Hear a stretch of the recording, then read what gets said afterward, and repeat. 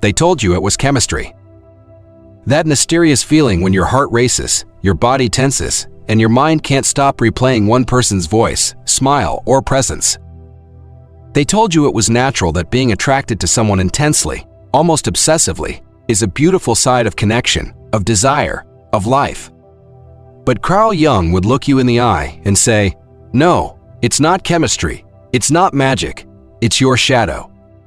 Sexual attraction, according to Jung, is not just about love or physical compatibility. It's a psychological explosion, one that often reveals more about your wounds than your wants. Because when you're drawn to someone so strongly that you feel powerless, that's not love. That's projection. Jung believed that inside every one of us lives an unconscious opposite. The anima in men and the animus in women. These inner figures are not just abstract ideas. They are emotionally charged forces that represent what we've suppressed, denied, or never developed within ourselves. And here's the terrifying part.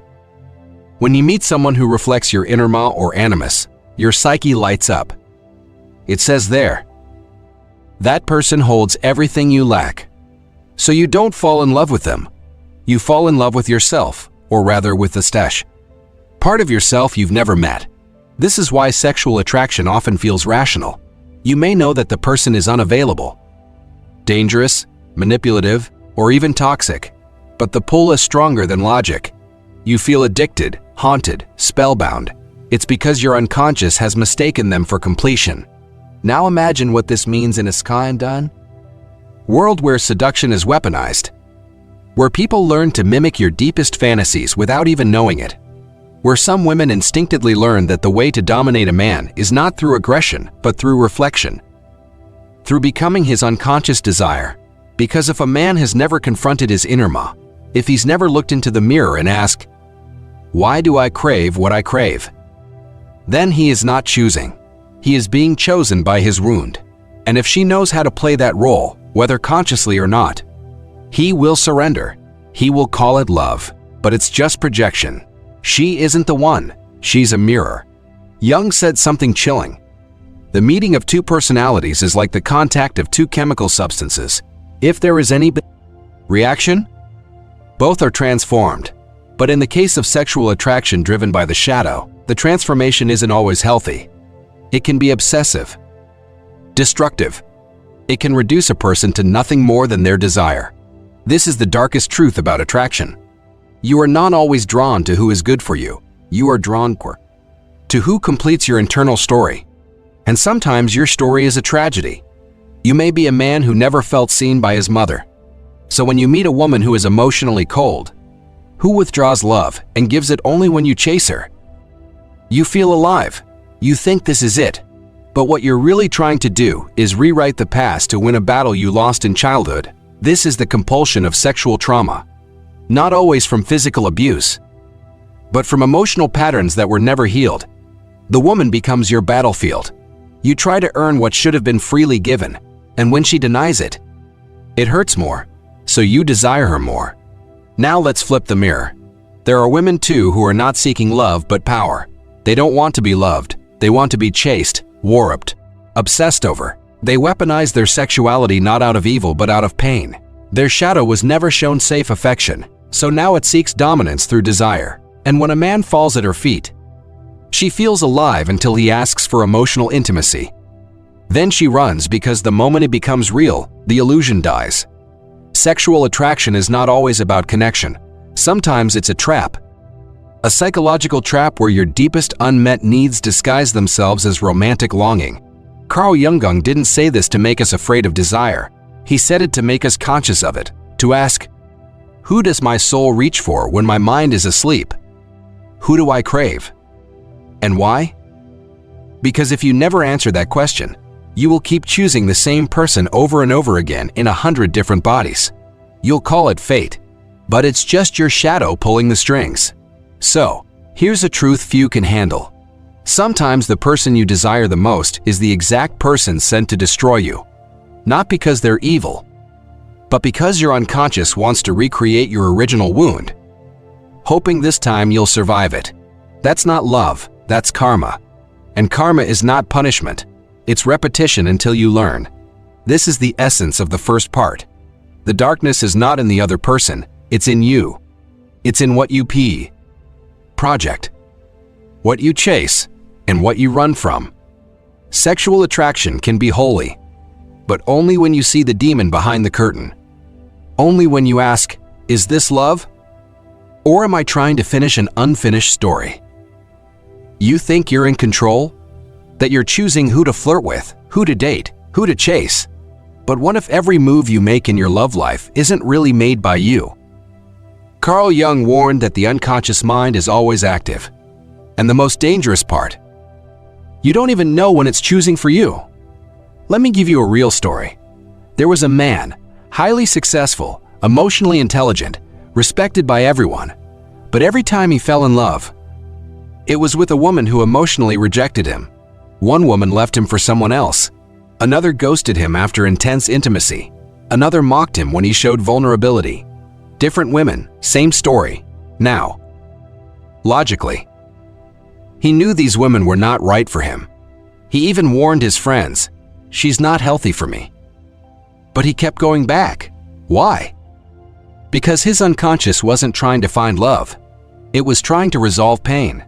You see, this man grew up with a distant, cold mother. A woman who didn't show affection, who made him feel invisible. So now, as an adult, his psyche is constantly seeking that same feeling, but hoping to fix it this time. He's not chasing women, he's chasing his mother's ghost. This is how sexual attraction becomes a psychological loop.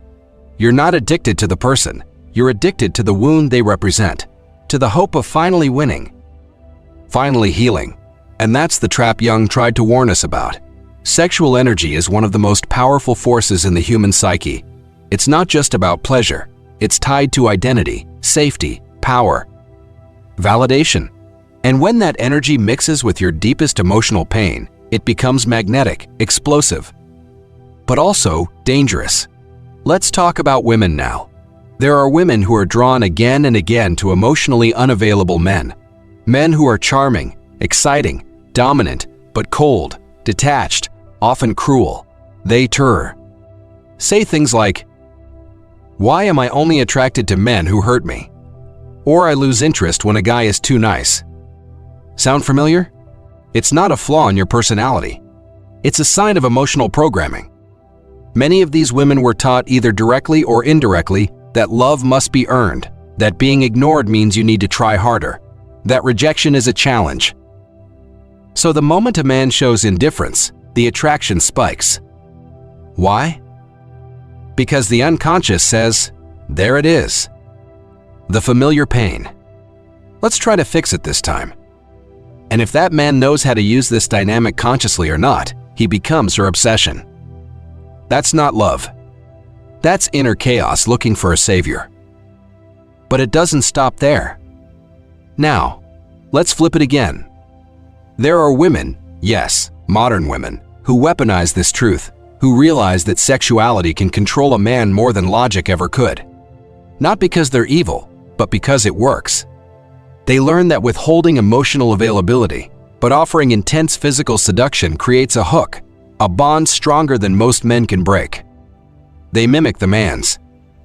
They become the fantasy, not the real woman. And the more the man chases her, the more powerful she feels. It's psychological domination, but disguised as romance.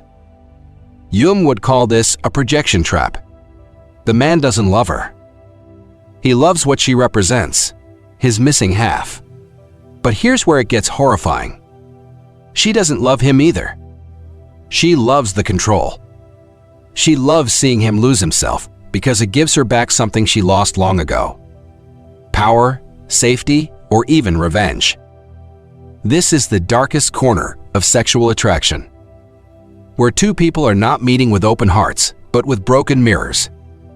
Where intimacy isn't real, it's performance. Where both sides are using the other to fix something from the past.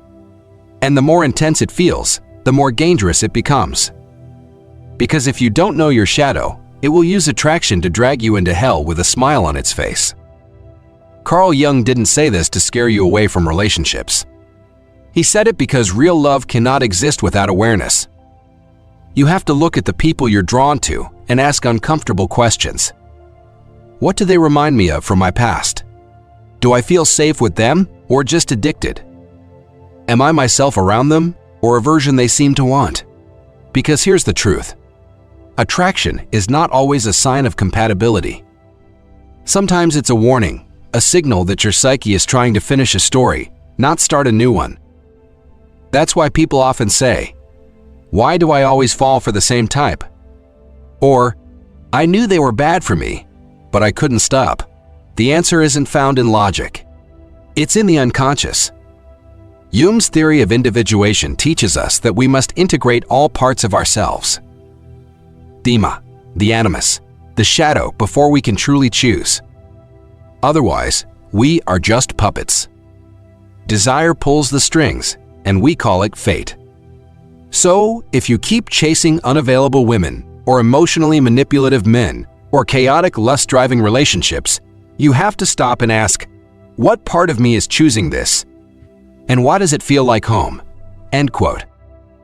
Until you answer that, you'll keep waking up in the same emotional nightmare, just with a different face beside you. Because the truth is, we are not attracted to people. We are attracted to emotions we've never resolved, and in that chaos, love becomes a battlefield. You don't attract what you want, you attract what you are. And if you're still carrying wounds that you never healed, they will speak louder than your words, louder than your values, and louder than your logic. This is the darkest truth about sexual attraction. It's not about finding the right person. It's about discovering what your pain desires. Let that sink in. Most people believe they're falling in love with someone's qualities. Their eyes, their voice, their intelligence, their energy. But what if you're really falling in love with their pattern? The pattern that mirrors your unfinished story. The one where you weren't chosen. The one where you had to beg for attention. The one where love was always out of reach. Jung warned that if you don't make the unconscious conscious, it will rule your life and you will call it fate.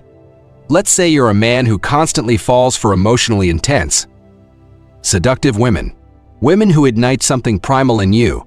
You tell yourself this is chemistry, this is passion.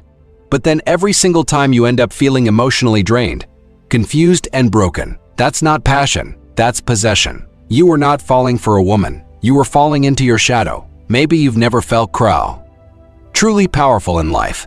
Maybe you grew up believing your worth came from being needed. So now you chase women who reflect back your deepest insecurity. The fear of not being enough. And when they validate you, you feel like a god. But when they pull away, you feel like nothing. That's not love, that's addiction. Now, let's talk about women again. There are women who keep falling in null. For emotionally cold, emotionally dominant men. Men who withhold affection like it's a prize. And every time he looks away, it feels like a challenge. Maybe if I just prove I'm good enough, he'll choose me. You weren't drawn to him because he's exciting. You were drawn because he reminds you of the man who never truly saw you, your father, your first heartbreak. So what does your psyche do? It tries to finish the story. It hopes this man this time will give you the closure your father never did. But he won't, because he's not your father. And this isn't healing. It's repetition. This is what Jung called a repetition compulsion. You recreate the pain again and again until you finally become conscious of it. And the moment you do, the spell breaks. Because here's what most people never realize. Sexual attraction can be manipulated by trauma. The more familiar the wound feels, the more intense the desire becomes. You call it a spark, but it's really a scream from your past. That's why the most toxic relationships are often the hardest to walk away from. Not because you love them, but because you're emotionally entangled, bound by invisible strings of aching, unhealed pain. Now, you may be asking, so, what's the solution? Do we give up on love? Do we fear attraction forever? No. But you must stop assuming that attraction means alignment. Instead, become an investigator of your own desires. Ask yourself, why do I feel pulled to this person? What emotion do they trigger in me? Is this attraction coming from wholeness or emptiness? Because if your desire is coming from a place of lack, it will always seek to fill a hole. And that hole will never be filled by another person, only by you. Jung believed that the path to true love starts with individuation. The process of integrating your shadow, your wounds, and your projections. So that when you love, you're not clinging, you're choosing.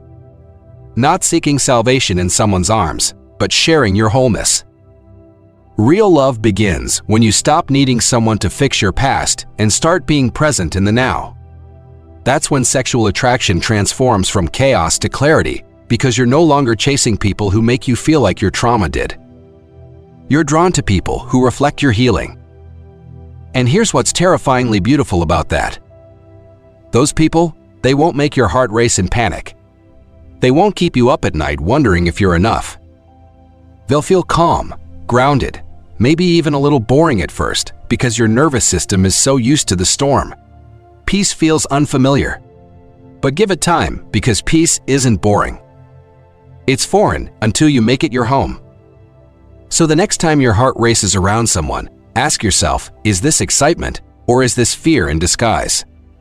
Because love doesn't always look like, for sometimes it looks like stillness, like safety, like truth. And that's the love Jung wanted us to find. Not the one shaped by fantasy or lust or trauma, but the love born from the integration of the self. The love that doesn't trap you but frees you. So before you fall in love with them, fall in love with the parts of you that are still screaming. Listen to them, heal them, and then choose love. Not out of desperation, but out of wholeness. That is how you escape the darkest truth of sexual attraction. Not by rejecting desire, but by understanding its voice. If this video made you rethink your entire relationship history, if it made you uncomfortable in the best way, hit the like button so we know this content needs to exist. Comment below with your biggest realization from this video. And if you've ever loved someone who represented your past pain, tell us how you broke the cycle. We're not just building a channel. We're building emotional revolutions. So subscribe. Share this with someone who needs it. And remember, you don't attract what you want, you attract what you haven't healed. Make that healing your power.